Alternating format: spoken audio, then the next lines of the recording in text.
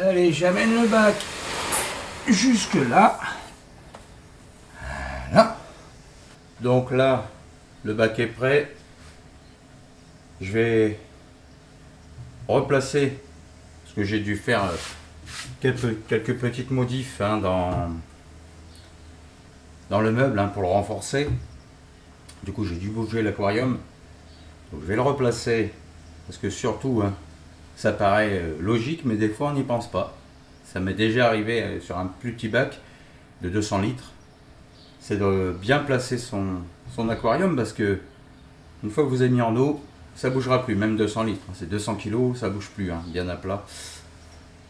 Donc je replace, et après, on envoie l'eau osmosée. C'est parti. Alors, pour mettre en eau votre aquarium, n'allez pas vous prendre un récipient et transvaser comme ça, puisque comme vous faites de l'eau de mer, en théorie, vous avez pensé à la pompe de remontée. Alors autant l'utiliser. On la plonge. Le tuyau.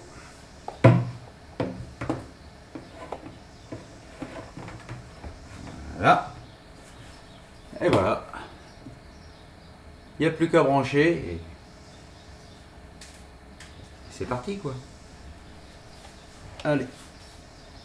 La multiprise elle est là. Allez, test, on vérifie bien. La pompe fait son job, donc impeccable. Et ça va remplir un petit peu l'aquarium. Donc là il y a environ 80 litres, je vous laisse imaginer que on en est encore loin, mais vous voyez, ça se remplit très bien. Pardon, il y a de la lumière. Et bien sûr, là je suis en train de remplir avec de l'eau osmosée. De l'eau osmosée, attention, sans sel. D'accord? Pour l'instant, elle est pure. C'est une fois que j'aurai rempli mon bac entièrement que je mettrai le sel, pas avant.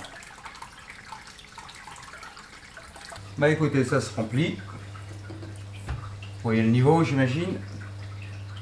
Il en reste encore un peu, pas beaucoup, mais il en reste. Donc en plus, ça m'a permis de tester ma pompe de remontée.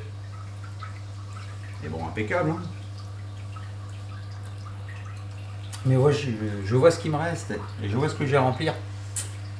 Je suis pas au bout de mes peines. Et voilà, le remplissage est fait. J'ai activé la pompe de remontée et le déversoir pour faire le cycle. Alors quand je dis qu'il est rempli, je parle du bac, donc de l'aquarium, mais également du bac qui est en dessous, la décantation. Donc, enfin c'est terminé, il m'a fallu 3 jours pour remplir, et je le rappelle, d'eau osmosée.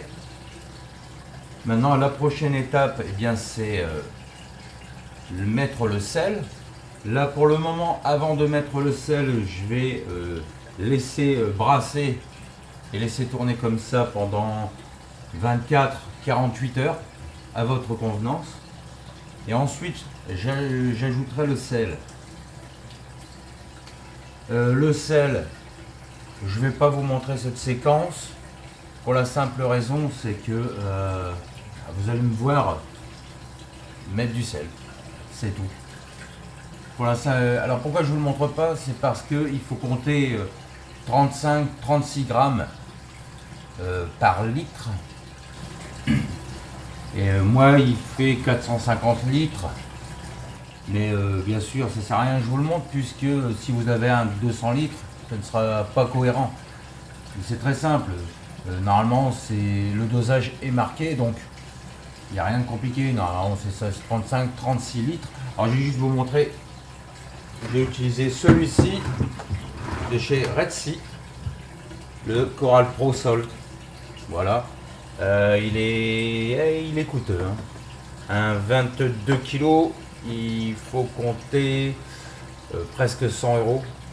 Mais bon, voilà, il est de qualité, donc j'ai pas hésité sur la qualité. Donc ça, tout simplement, je vais en mettre 16 kilos, mais il faut aussi que je compte la décantation, parce que lui aussi il fait un litrage, parce que là c'est 450 litres, plus environ, j'ai pas encore calculé pour être franc, mais allez, on va dire 60-70 litres. Il faut surtout pas oublier d'ajouter ça, donc on va dire qu'il fait 70 litres, donc ça fait 520 litres au total. Donc 520 litres multiplié par 0,36 grammes de sel. Et là, on a le bon nombre exact de kilos. Alors ce que je vais faire, c'est que je vais prendre une balance de cuisine. J'y poserai ma casserole. Je vais la tarer, donc je vais mettre à 0 pour pas compter le poids de la casserole. Et je ferai 2 kg par 2 kg jusqu'à obtenir mon sel. Et ensuite, j'aurai juste à mesurer avec un densimètre.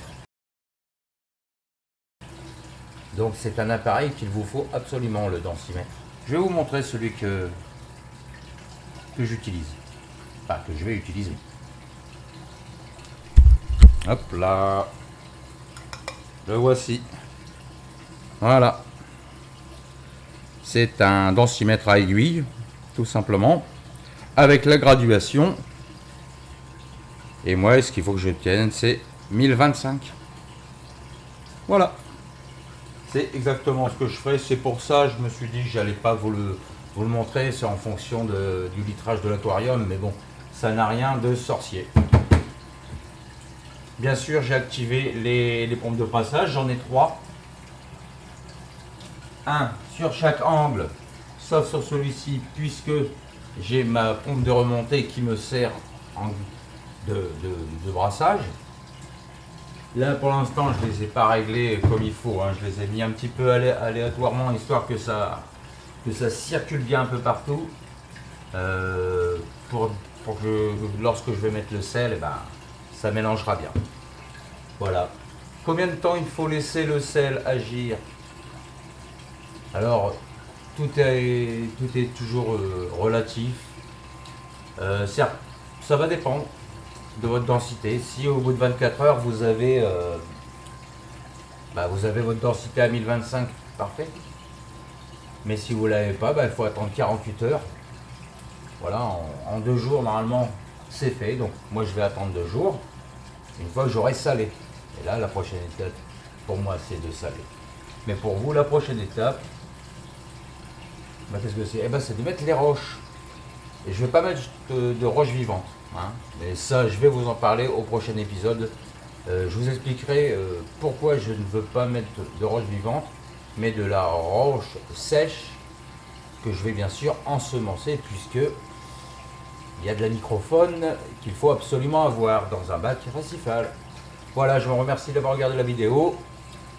Et puis abonnez-vous et activez la cloche et appuyez sur tout, comme ça vous raterez pas la prochaine vidéo. Voilà. Ciao les aquariophiles.